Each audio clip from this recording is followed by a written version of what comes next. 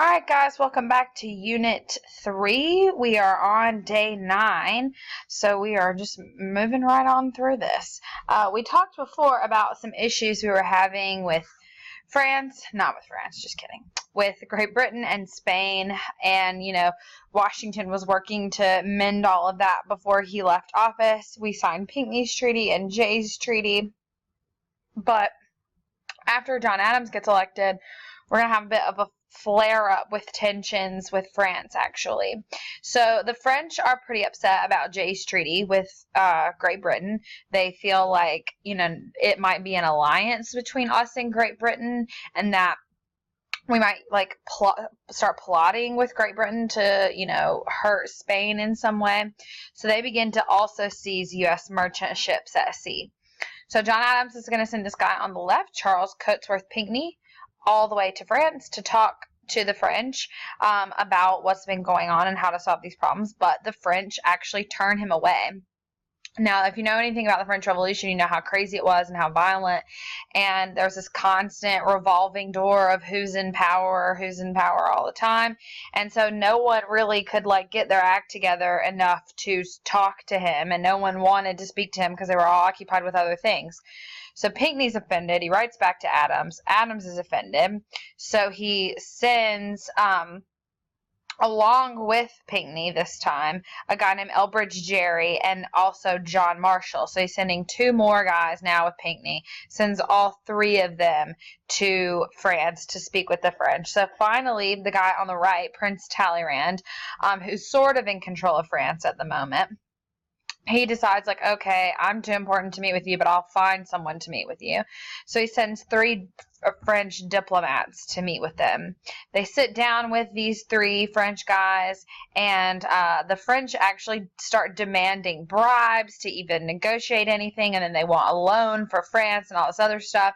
And Pinckney and his guys are just absolutely not, we're not giving you any of this. This is ridiculous. This is really disrespectful and not okay. So they leave, and they tell Adams what happened, and Adams is furious. So he sends a report to Congress detailing everything that happened, and in that report he actually calls the French guys that they met with French agents X, Y, and Z. So that's why he called this whole situation the XYZ affair. But Adams can't declare war on France, no matter how mad he is, because he doesn't have that power. Congress has that power. So that's why he's writing to Congress. It's up to Congress to do something about this. Now, luckily, Congress won't declare war, but they will issue some sanctions against the French to let them know that we, won't just be pushed around. They issue 3 sanctions. Number 1, we're cutting off trade with the French. Number 2, we're building warships, sort of sending the message that we might attack them, or in case something happens, we're prepared to fight. And then number 3, we're going to allow our U.S. Navy to start capturing French ships. So due to them, what they've been doing to us. We'll let this go on for a little while, and then luckily for us, unluckily for the French, a new guy will take power in France, and that's going to be Napoleon, and he will want to repair relationships with the United States, and he'll sign a treaty with us on trade, avoiding a very costly and what probably would have been very bloody war. So we're back to normal with the French. Unfortunately, though, this is going to make Adams and a lot of other people very paranoid, distrustful. We're constantly having problems with the French, the British, the Spanish. It's just getting really crazy right now. On top of that, he's always got these Democratic Republicans who are constantly in the press, accusing him of different stuff, who are criticizing his every move. So Adams is going to issue 2 bills called the Alien and the Sedition Acts. The first, the Alien Acts, it targets foreigners and immigrants. Since we're paranoid about other countries, we're going to target immigrants. The Alien Acts do 3 things. Number 1, they increase the residency limit, which means you have to live in the United States for a longer amount of time before you can apply for citizenship. Before it was 5 years, now it's 14 years. Number 2, all foreigners have to register with the federal government. We have to keep track of your job, your where you're living, any organizations you're affiliated with, all of that stuff. And then number 3, the president can kick out anyone he deems dangerous out of the whole country. Now, this is a very controversial set of laws here, but definitely the Sedition Acts were even more controversial.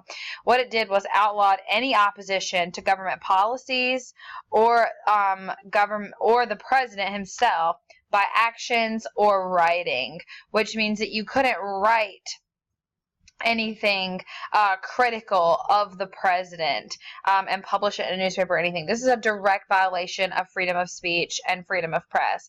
And this is literally just going to be used to prosecute Democratic Republicans, which is obviously going to piss off Thomas Jefferson, who is the vice president. That's his party that John Adams is going after here with this. And this is also all of his worst fears come true. You know, this is a federal government with too much power here. This is a president out of control. And so he's going to do everything he can to try to stop this. But as vice president, he doesn't have a lot of power. What he will decide to do, along with his best pal, James Madison, is write a series of resolutions to argue that the Alien and Sedition Acts are unconstitutional. And they send these resolutions to every state, all 15 states, to get them to pass these bills through their state legislature to nullify the law. Nullify basically means to declare something void.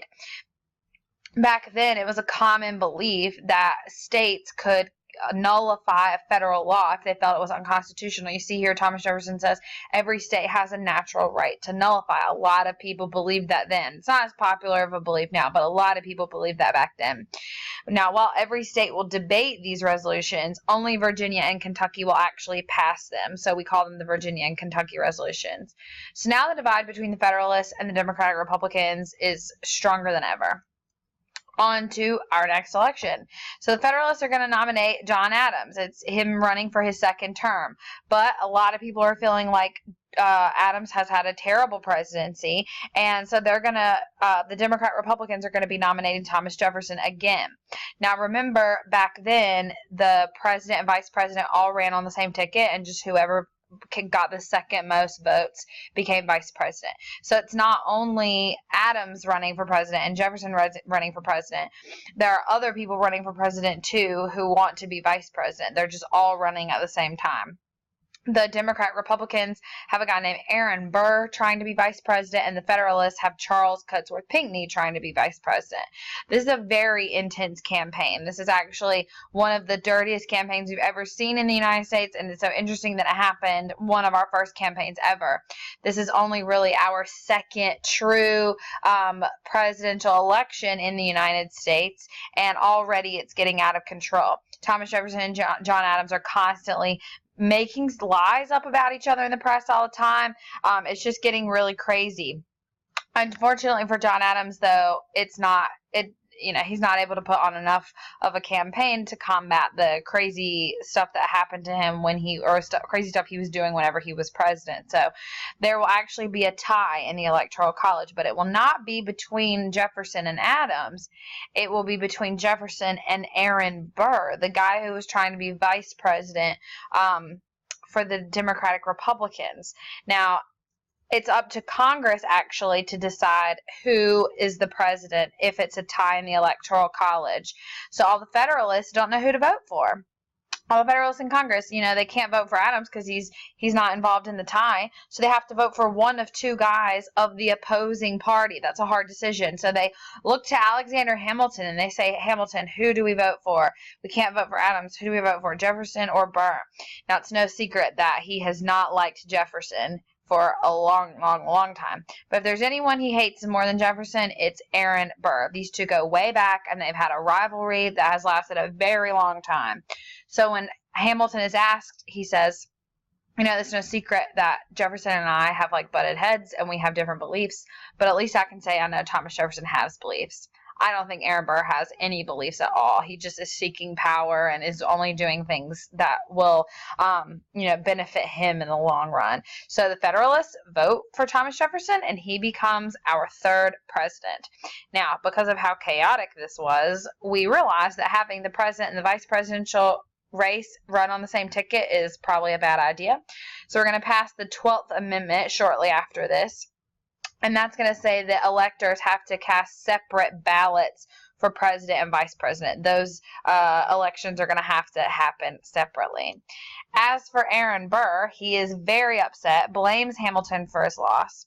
He then goes to New York, tries to run for governor of, goes back to New York, tries to run for governor of New York. Hamilton trashes him there also, prevents him from winning. So Burr, completely fed up with everything, challenges Hamilton to a duel.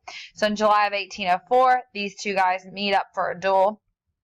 And when they count to 10, Hamilton decides, I don't want to take this man's life. This isn't something I don't want his blood on my hands. So he raises his gun and he shoots in the air. But that's not what Aaron Burr does. He points right at Alexander Hamilton, shoots him in the side, and he dies shortly after.